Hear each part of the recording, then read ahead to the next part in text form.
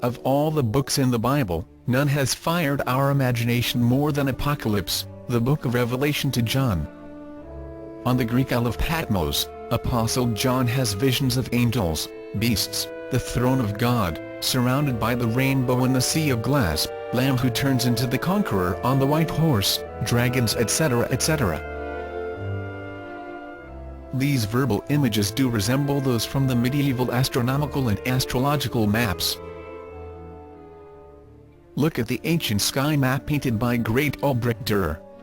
Astrology was an essential part of life in 14th–16th centuries. Therefore the Apocalypse prophecy edited and printed during this time contains medieval astronomical and astrological images. The astronomical interpretation of verbal images of Apocalypse yields the following horoscope of planets in the constellations. Planet Jupiter in Sagittarius, Planet Saturn in Scorpio, Planet Venus in Lion,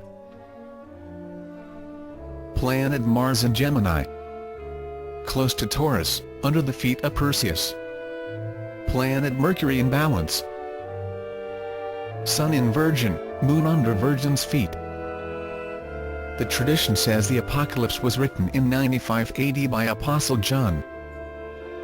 The Apocalypse we know today is the last book of the New Testament. First complete New Testament was edited only in 1515 in Basel, Switzerland by Erasmus of Rotterdam on the basis of half a dozen of sources. The text of the Apocalypse comes from the manuscript Erasmus lent from the German biblical scholar Reuchlin. The only moment in time when the combination of planets and constellations described in the Apocalypse could have been observed live from the island of Patmos was from the 25th of September 1486 to 10th of October 1486. So, when was the Apocalypse, book of Revelation to Apostle John written?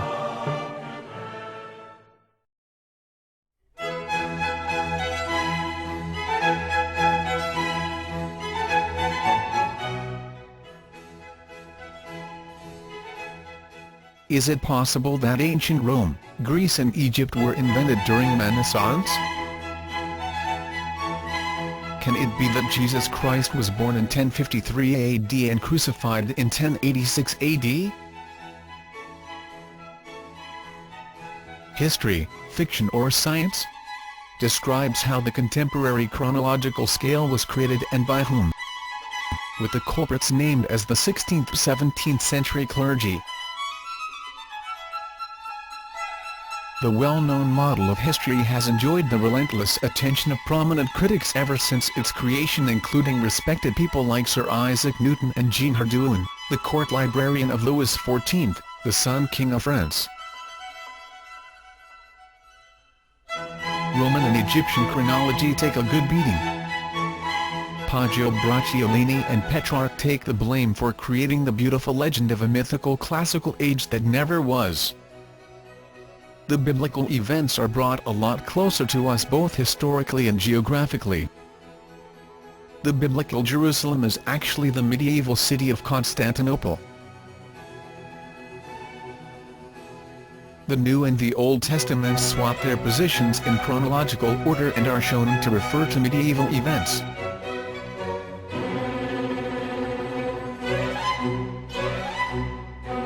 Using astronomy and statistics to back his theories, Fomenko delivers an abundant astronomical proof showing that the identified dates of ancient eclipses are blatantly untrue. Fomenko explains the confusion between the Antiquity and the Middle Ages, and how the division between the two is merely imaginary. The book contains in-depth descriptions of the research methods used as well as the most meticulous rendition of the global chronological map with its numerous errors and glitches explained in a very level-headed manner.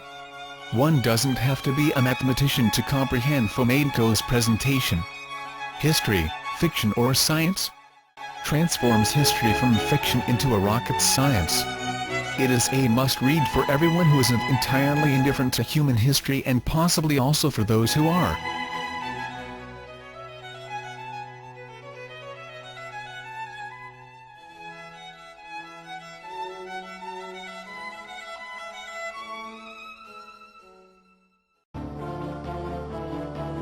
This book will change your entire perception of history forever.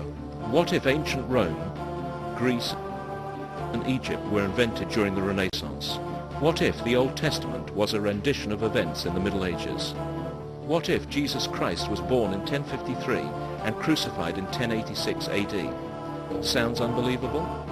Not after you've read History, Fiction or Science by Anatoly Fomenko, the leading mathematician of our time.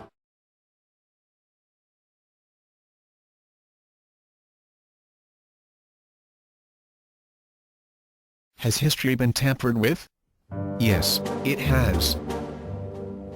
Did events and eras such as the crucifixion of Jesus Christ, the Roman Empire, the Dark Ages, and the Renaissance actually occur within a very different chronology from what we've been told?